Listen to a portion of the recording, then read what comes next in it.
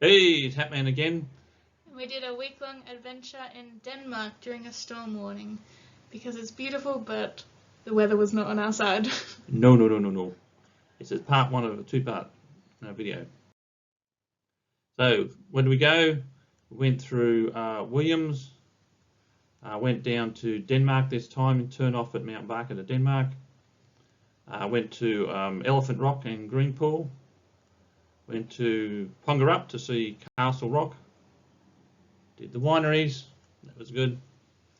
Then on the way back, I stopped at Condonup and went to the Rose Maze, which was quite interesting.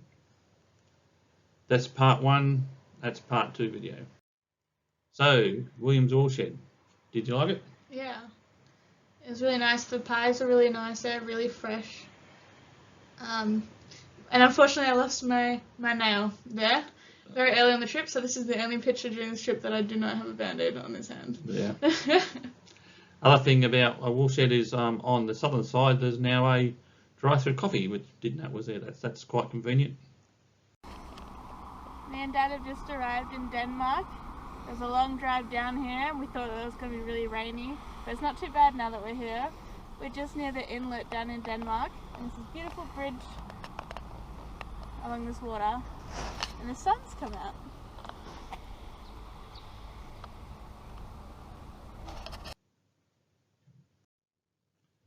Okay, so then we travelled a bit south and found this, what we now know as Prawn Rock Channel, sorry. So that's it there on the way out to the headland. Also stopped at the headland. And while that Prawn Rock Canal, you saw this woman swimming, didn't you? Yeah, it was so beautiful and blue, but we just thought that we were going on a little trip to seeing some lookouts, and so we didn't bring anything. But I saw this beautiful lake, channel, and I was like, even though it's freezing, I have to swim in it. And swim she did, and I reckon you would have been cold. It was very cold, yeah. But well worth it. So then we travelled further down towards the lookouts, and I'm told that channel isn't normally open. It's normally a big sandbar. It looked pretty wide, pretty open to me. Yeah. Yeah, they're going to have fun closing off that sandbar. That looks like a pretty big open channel. Anyway, yeah, so that was very pretty views though, wasn't it? Yeah, and the surf is just around to the right-hand side beyond where we can see surfing. It was a really nice time of afternoon too. And when you look out from the lookouts, you see these rocks go off into the distance.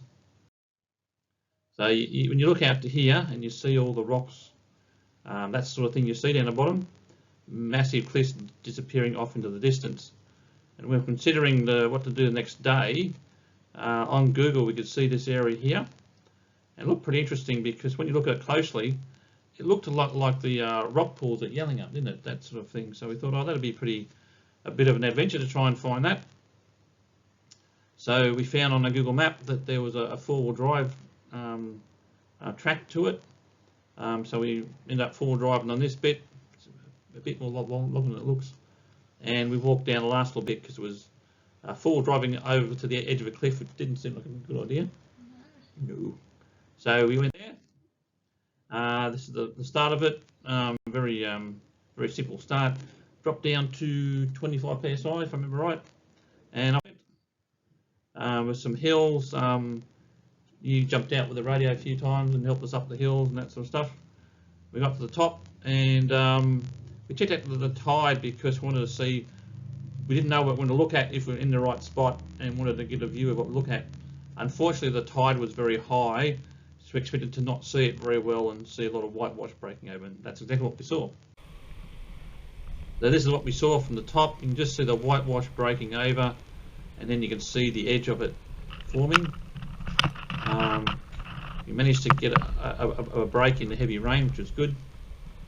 And yeah, you can just see the whitewash going away, and you can see the formation of the edge of the channel there, and the whitewash going over again.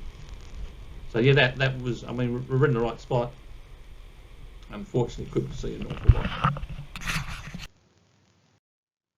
That's a still shot. Again, you can see that. And we had a look down there to get too close to see bracken was it was about chest height, wasn't it? Yeah, and it started to rain on the way back, so I was like walking so fast, so I was worried I was gonna like slip down the hill if it got too wet. You can see Sam's wearing the radio, so kept the radios going. So just coming back, the tracks you see are our own tracks. It must have rained so much that there was no visible car tracks. So we went back in our own ruts, so that was a nice easy way to guide through. Yeah, the Triton went alright, didn't it? Yeah, it was really good. It's like our first try on actual four-wheel drive terrain. Yeah, no, it was pretty good. Oh, yeah, we just used it just for sand driving before, didn't we? You know, it was pretty good. And I was surprised how fast the reinflation was. It wasn't all that bad.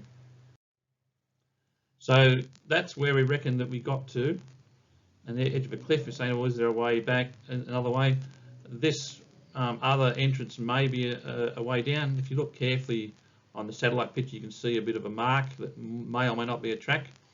May not be a track. I don't know, but it's worth checking out in the future. Then we went to Elephant Rocks. So there's Elephant Rocks on the left. I got a story about the last time. Yeah, last time he was jumping across those elephants, and I was filming him, and I think I said in the recording, like, he could literally die. Like, if he misses the jump, I could be filming his death right now. And I think that's a common theme for Dad just doing reckless things. Oh, thanks. And me watching from a distance, like, I ain't helping this man. He dies. Yeah, the thing about pots and kettles and the colour black, you know. Anyway, so we went down behind the Elephant Rocks. We hadn't been down there before, and come across this very narrow gap that rocks. So I had that. It was really pretty. Yeah. So there's Elephant Rocks there. That's green pool around the headland of it. The narrow passage we can look at is there, and that's the high tide pool we went in there. So the narrow passage. This is it here. I said to Dad, if you don't see me when you pass that corner, I'm gone. Yeah, so I don't know if you can see it, but there's an awful lot of weed there, and Sam's getting dragged out by the weed. It's not, the water's not so bad. It's the weed in the water that's trying to drag you out. Yeah, it grabs your legs as it comes in, and then as the weeds are pulled out, it grabs your legs and pulls you as well, and it's quite scary. That's why I was like holding the rock at times. Yeah. You just want to get a really nice shot of as far out as you could, because it's a really nice shot in between in that canyon. It's cute. Anyway, so we went around the headland, and green pool was a mess, wasn't it? Yeah, the waves were crashing. It was high tide. There was a high wind. Yeah. Bad time to snorkel, let me tell you. Really bad time to snorkel, but some people like to stay calm and just find the fish no matter what. Yeah.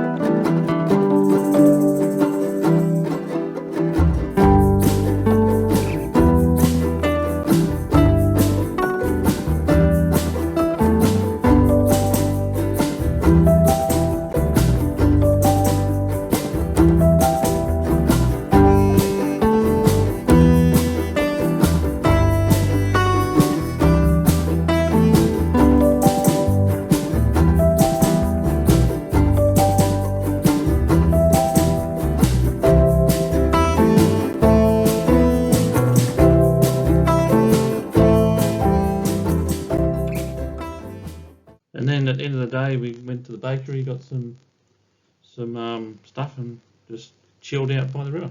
Yeah, Dad like wrapped me in an emergency blanket to like make sure I didn't get like hypothermia when I exited the water, because it was cold. Everyone had like massive jackets and were just watching me in the water like a crazy person. Yeah, it was cool.